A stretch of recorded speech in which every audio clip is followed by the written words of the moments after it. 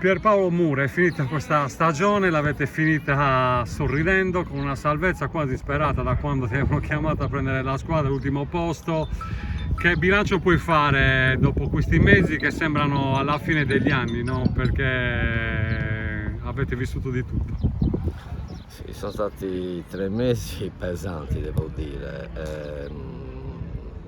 Per aspetti eravamo ultimi, nessuno ha voluto prendere la squadra, quindi io, d'altronde, non è che qualsiasi risultato non mi avrebbe rovinato la carriera, ecco. Certo. Però devo dire che anche i ragazzi si sono resi conto che dopo che abbiamo fatto quel filotto di 3 vittorie che potevamo salvarci.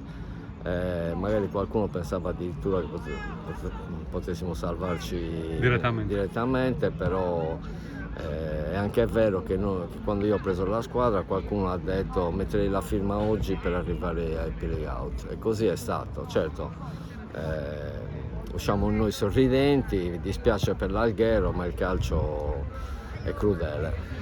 In questo calcio c'è il regolamento che vi metteva davanti all'Alghero come posizione al termine del campionato e col doppio pareggio poi vi ha premiato. Sì, anche se avevo paura psicologicamente di questa partita, perché se avessimo vinto 1-0 c'era il pericolo che magari arrivassimo troppo rilassati, e col pareggio c'era il timore che la squadra facesse quei minuti finali, e che effettivamente abbiamo fatto, ma quello era normale. Però noi la partita l'abbiamo iniziata e giocata per vincerla, poi è chiaro che gli ultimi minuti, poi con un recupero secondo me esagerato, però poi io stavo pensando alla partita e non ho contato i minuti persi, quindi ho preso anche l'espulsione alla fine, ma devo dire che alla fine era giusta, perché io non mi sono accorto che Pedro avesse buttato il pallone e ha preso la seconda munizione, quindi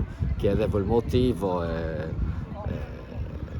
l'arbitro mi ha espulso, ecco. Pierpaolo, che significato ha questa esperienza e questo traguardo? Perché tu hai ovviamente detto sì per spirito d'appartenenza, perché sei un tesserato della Ferrini, conosci i ragazzi perché hai fatto il vice di Sebastiano Pina, hai affiancato Beppe Antinori e ovviamente ti dispiaceva anche per loro, no?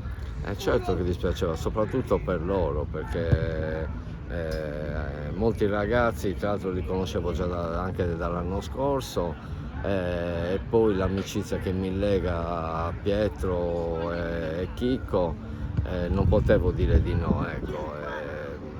Poi chiaro, sono felicissimo di questa salvezza per la Ferrini, credo che rimarrò sempre nell'ambito Ferrini, ma spero magari di poter allenare una squadra del settore giovanile, poi vedremo. Ecco, infatti, siccome non hai mai voluto allenare una prima squadra, hai fatto il vice negli anni, hai affiancato anche Bernardo Mereu, e magari questa esperienza uno può pensare, vuoi vedere che da quest'anno in poi... No, non ho quella presunzione, perché allora fare il calcio a questo livello è una cosa molto seria.